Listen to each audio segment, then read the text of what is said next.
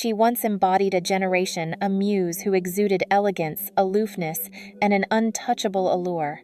But in what felt like a blink of an eye, Amber Valletta vanished from the runway, leaving behind a strange, resounding silence. When people reminisce about the golden age of 90-second supermodels, they recall Naomi, Linda, Claudia, but Amber's name has become a ghostly echo, a presence that once dazzled, then quietly faded like morning mist. What happened? Why would an icon disappear at the peak of her career? There was no scandal, no tabloid frenzy, no grand farewell. She just slipped away, as if she had never been there at all. But reality, as always, is more complex than appearances. Behind the flashing lights and glamorous covers, Amber Valletta was facing a silent monster, fighting an invisible war addiction, shame, and a darkness that nearly consumed her. She battled in silence, fiercely, and eventually she rose. Amber Valletta isn't just another name in the history of fashion. She is a living reminder of the dark side of fashion, the part that remains hidden behind the glitz. Her story forces us to ask, what happens when beauty can no longer mask the pain? Amber Evangeline Valletta was born on the 9th of February, 1974, in Phoenix, Arizona, but grew up in Tulsa, Oklahoma, the heartland of America, where endless prairies stretched under slow-moving skies. She was the firstborn in a household marked not by luxury, but by quiet fragmentation. Her mother, Teresa Malaby, a medical secretary of Cherokee descent, was a resilient woman with roots deep in America's indigenous past. Amber's father left when she was still a child. She didn't grow up in poverty, but in a kind of emotional vacuum where the absence of love left more scars than any lack of money. Amber was never like the other girls in her neighborhood. Taller, thinner, with sharp features and a distant gaze, she carried a strange, quiet mystery. While other children played with dolls, Amber stood alone, watching, always watching, with a look too grown up for her age.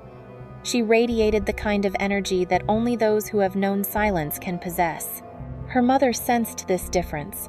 It was Teresa who enrolled Amber in a small modeling school when she turned 15, a bold move in conservative Southern America, where modeling was seen as frivolous and a Cherokee girl had little chance of breaking through.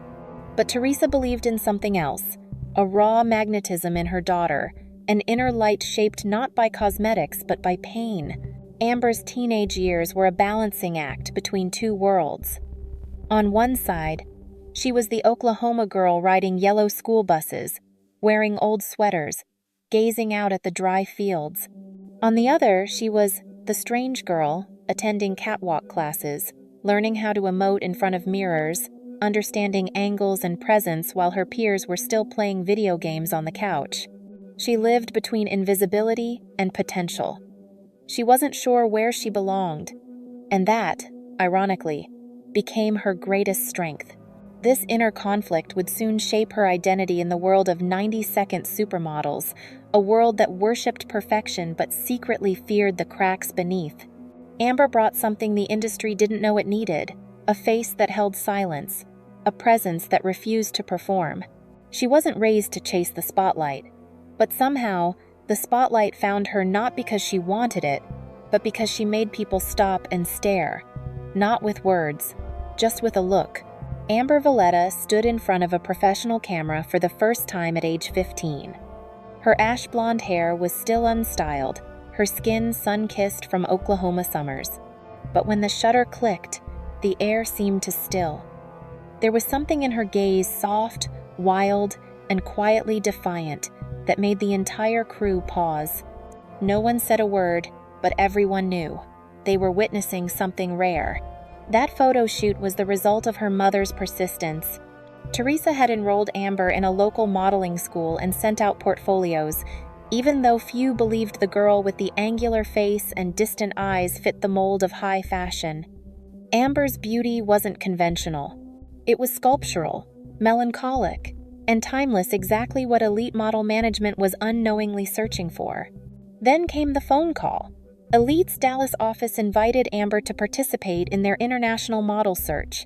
It was a pivotal moment. Mother and daughter drove over 400 kilometers, bringing a worn suitcase, a few simple outfits, and a dream still taking shape.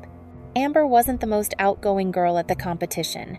She wasn't chatty or charming in the typical sense, but when she walked onto that stage and the spotlight hit her face, nothing else mattered. She didn't strike extravagant poses. She simply looked, and the industry looked back. Shortly after, Amber signed her first contract. At 16, she had to make a choice many adults would hesitate over: to leave school, move to New York, and start a life on her own. No family, no friends, no safety net. In New York, she was just another girl on the subway with a map in hand and confusion in her eyes. She went from casting to casting. But something began to happen. People remembered her face. The girl from Oklahoma with the gaze that said too much, yet revealed nothing. Amber's rise wasn't built on the cliché of being discovered at the mall. She didn't walk into fame. She earned it through silence, through presence, through the mystery she never tried to explain. The world of 90-second supermodels had made room for the bombshells, the girl next door types, the fierce icons. But Amber brought something else: the stillness. And in that stillness, she captivated an entire generation. New York, 1993. Amber Valletta was just 19 when she landed the cover of American Vogue, not once, but 13 times over the next few years. Her name became synonymous with a new aesthetic in the fashion world, not the radiant, approachable glamour of other 90-second supermodels, but something colder, more sculptural, like a marble statue come to life. She didn't smile to please, she didn't pose to seduce. She existed, ethereal and untouchable. Her face was everywhere: Calvin Klein, Versace, Giorgio Armani, Elizabeth Arden. She walked the runways of Chanel, Dior, Valentino, and Gucci. But her true turning point came in 1995, when Gianni Versace named her one of his muses. With each step she took on the catwalk, she delivered more than style, she delivered cinema. Her icy presence wasn't indifference.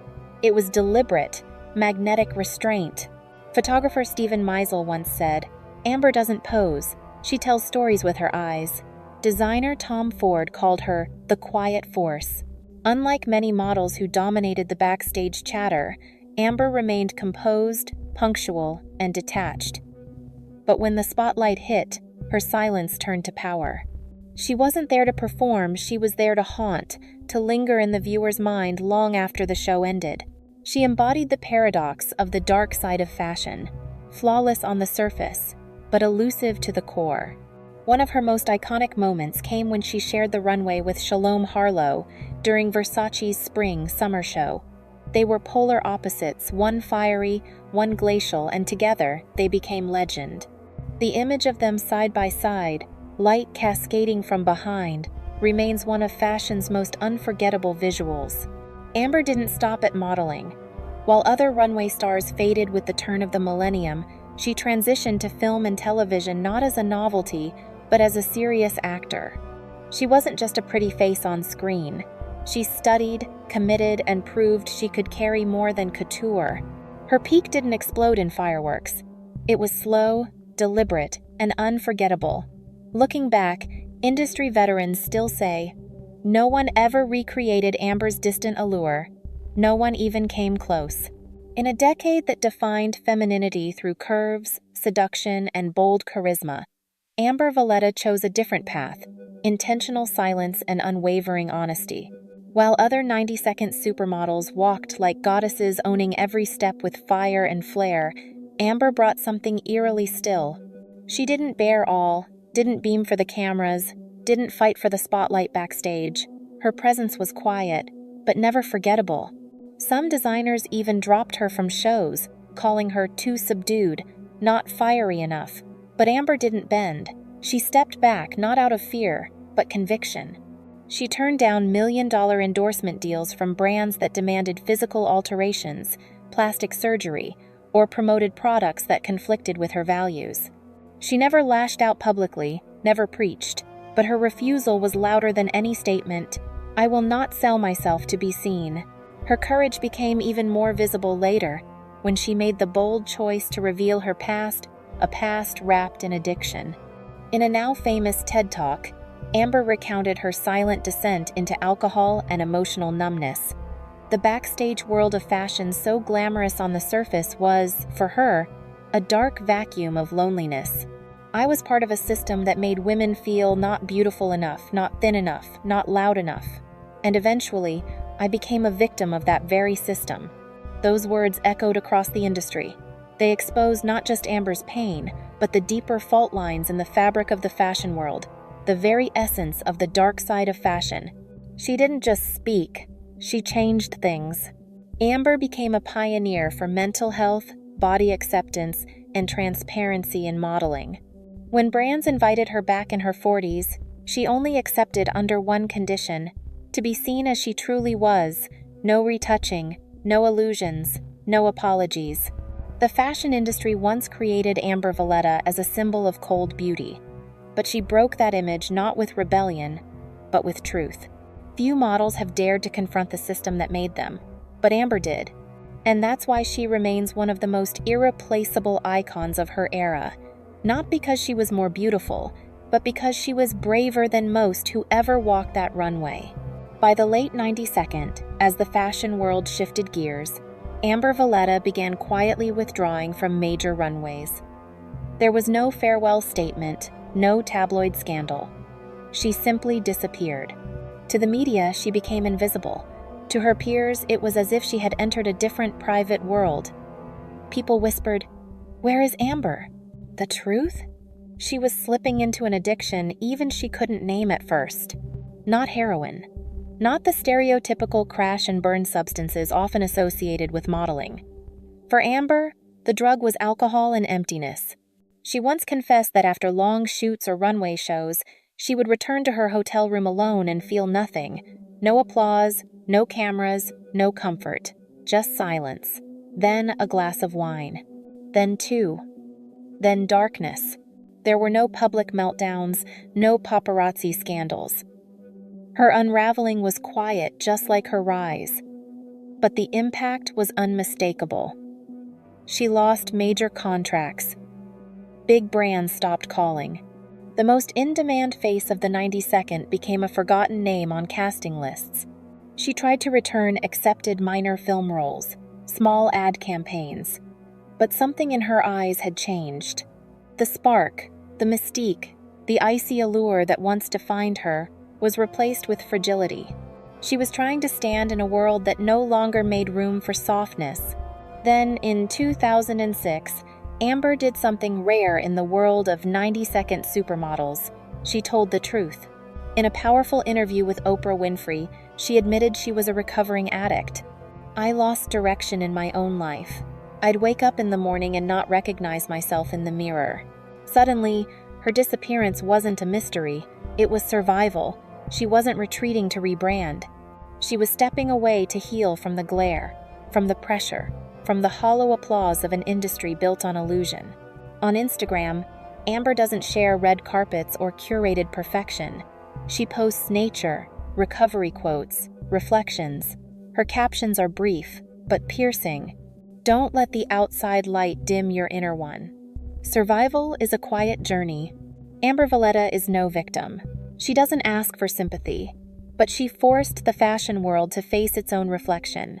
Her vanishing act wasn't her downfall. It was her resistance, a stand against the very machinery that made and nearly destroyed her.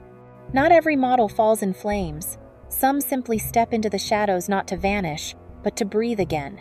Amber Valletta never truly vanished. She simply stepped out of the spotlight to become a light for others. Today, she's one of fashion's most powerful voices on mental health, sustainability, and social justice. She's no longer the Versace muse or the Vogue darling who once graced 13 covers.